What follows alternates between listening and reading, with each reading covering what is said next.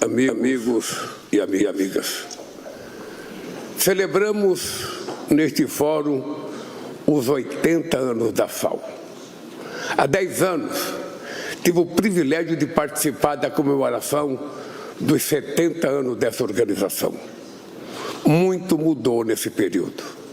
Vivemos, então, o entusiasmo da adoção da Agenda 2030. O mundo havia se unido em torno de objetivos comuns e caminhava rumo a um futuro promissor. Hoje, tanto nossa capacidade de agir coletivamente, quanto o otimismo que nos animava, estão abalados. Os desafios se aprofundaram, mas não temos alternativa senão persistir. Enquanto houver fome, a FAO permanecerá indispensável. É simbólico que sua fundação tenha precedido a própria ONU. Uma semana antes de os líderes mundiais se reunirem em São Francisco em outubro de 1945, representantes de mais de 40 países se encontraram no Canadá para criar essa organização. Quando o mundo emergia do seu momento mais sombrio, a comunidade internacional reconheceu que em seu futuro não havia lugar para a fome. O brasileiro Josué de Castro, que presidiu o Conselho Executivo da FAO nos anos 50, dizia que metade da humanidade não come e a outra metade não dorme com medo da que não come. O acesso a alimentos continua sendo um recurso de poder. Não há como dissociar fome das desigualdades que dividem ricos e pobres, homens e mulheres, nações desenvolvidas e nações em desenvolvimento. Nos anos 70, alguns acreditavam que a produção agrícola não acompanharia o crescimento populacional. O progresso tecnológico desbancou essa previsão. Hoje, o mundo produz comida suficiente para alimentar 1,5 vezes a população mundial. Ainda assim, 673 milhões de pessoas, segundo a FAO, estão em situação de insegurança alimentar. Com base em dados do Programa Mundial de Alimentos, é possível estimar que garantir 3 refeições diárias a essas pessoas custaria cerca de 315 bilhões de dólares. Isso representa 12% dos 2 trilhões e 700 bilhões de dólares consumidos anualmente com gastos em armas. Estabelecendo um imposto global de 2% sobre os ativos de super ricos, obteríamos esse montante. A fome é irmã da guerra, seja ela travada com armas e bombas ou com tarifas e subsídios. Conflitos armados, além do sofrimento humano e da destruição da infraestrutura, desorganizam cadeia de insumos e alimentos. Barreiras e políticas protecionistas de países ricos desestruturam a produção agrícola no mundo em desenvolvimento. Da tragédia em Gaza à paralisia da Organização Mundial do Comércio, a fome tornou sintonia do abandono das regras e das instituições multilaterais. Roma é sede de 3 agências que salvam vidas. O trabalho da FAO, do Programa Mundial de Alimentos e do Fundo Internacional para o Desenvolvimento da Agricultura não deixa dúvidas de que o mundo seria um lugar pior sem o multilateralismo. Graças à FAO, um número crescente de países reconheceu o direito à alimentação em sua legislação. A peste bovina e a doença da cegueira nos rios foram erradicadas e a comida que consumimos segue parâmetros definidos em um código universal que garante sua segurança e sua qualidade. A FAO é exemplo de um multilateralismo que escuta os países em desenvolvimento, valoriza o conhecimento local e constrói soluções adaptadas a cada realidade. O Brasil tem orgulho de fazer parte da história desta organização. Seu apoio foi fundamental para fortalecer políticas brasileiras que se transformaram em referências global.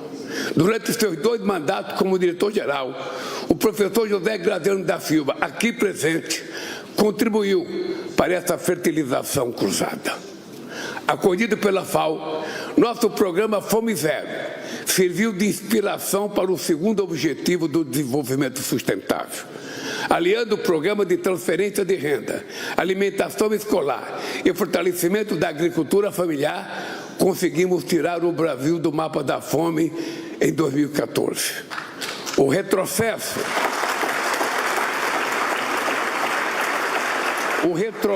que vivenciamos nos anos seguintes demonstrou que o combate à fome devia ser a luta perene. Não se trata de assistencialismo. É preciso colocar os pobres no orçamento e transformar esse objetivo em política de Estado, para evitar que avanços fiquem à mercê de crises ou marés políticas.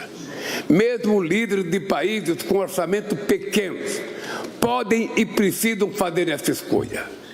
Desde 2023, temos trabalhado incansavelmente para reconstruir políticas sociais. As sementes que plantamos frutificaram. Neste ano, a FAO anunciou que outra vez o Brasil saiu do mapa da fome. 30 milhões de pessoas começaram a almoçar, jantar e tomar café. Em 2024, alcançamos a menor proporção de domicílios em situação de insegurança alimentar grave da nossa história. Registramos ainda a menor proporção de domicílios com crianças menores de 5 anos em situação de insegurança alimentar grave desde 2004.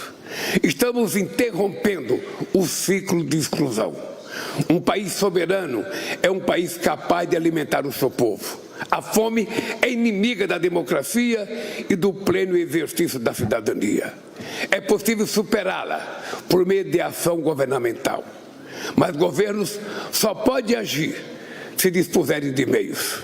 Por isso, ampliar o financiamento ao desenvolvimento, reduzir os custos de empréstimos, aperfeiçoar sistemas tributários e aliviar a dívida dos países mais pobres são medidas cruciais.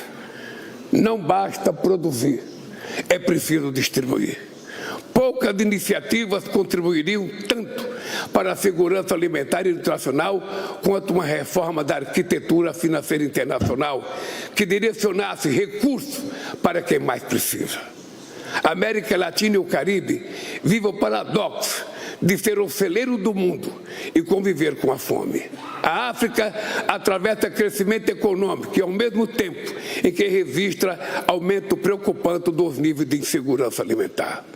Sob liderança do diretor-geral da FAO, o Brasil tornou-se parceiro em mais de 40 países, fortalecendo a cooperação sul-trilateral. 6 instituições brasileiras, entre as quais a Embrapa, foram agraciadas este ano com o prêmio da FAO de reconhecimento técnico a boas práticas, que o Brasil se dispõe a compartilhar com seus sem condicionalidades. O combate à fome e à pobreza é um dos principais pilares da política externa brasileira. Em maio, promovemos o 2º Diálogo Brasil-África sobre segurança alimentar, combate à fome e desenvolvimento social. Há poucas semanas, realizamos na cidade de Fortaleza a 2ª Cúpula Global da Coalizão para a Alimentação Escolar. No ano que vem, sediaremos a 39ª Conferência Nacional da FAO para a América Latina e Caribe.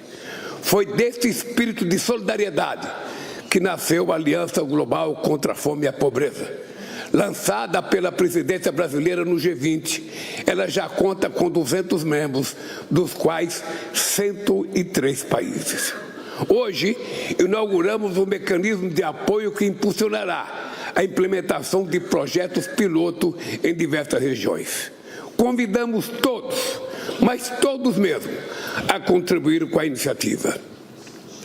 Senhoras e senhores, um planeta mais quente será um planeta com mais fome.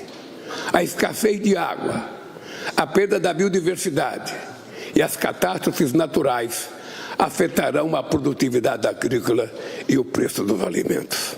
As inovações técnicas e científicas que transformaram a agricultura no século XX ficaram conhecidas como a Revolução Verde. A mudança do clima exigirá de nós uma revolução mais verde e mais inclusiva. Mitigar as emissões do setor agrícola e adaptar sistemas alimentares a uma nova realidade climática são tarefas que demandam tecnologias e muitos recursos. Para que essa transição seja justa, é preciso redobrar a cooperação.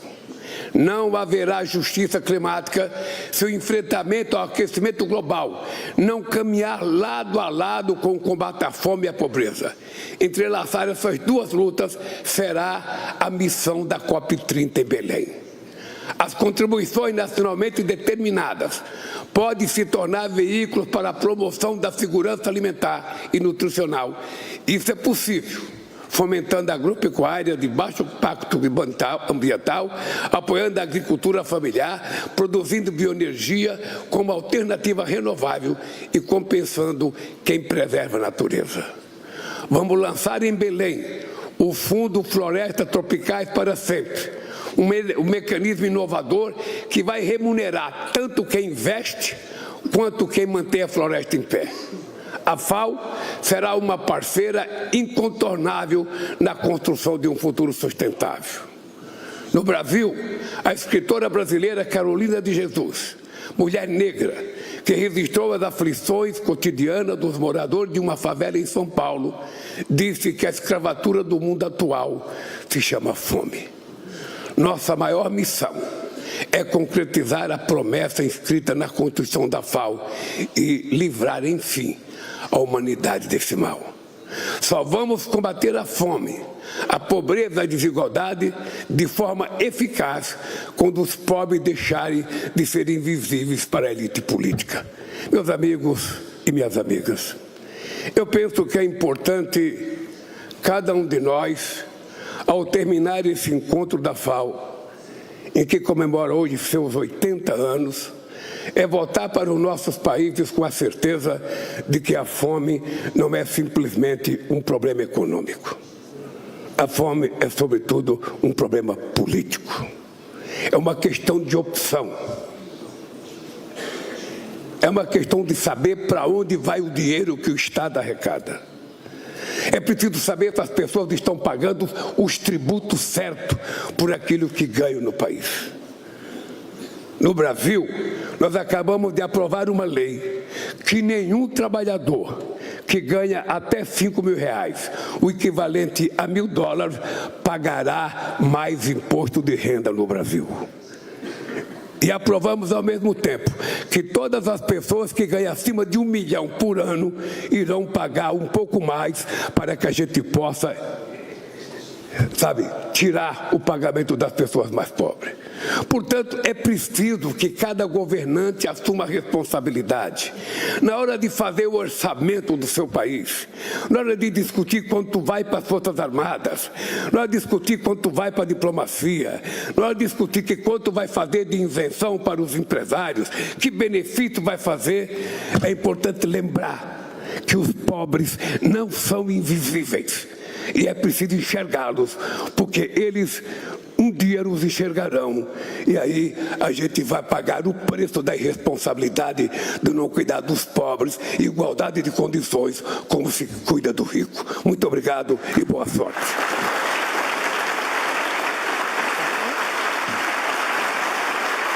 Ok.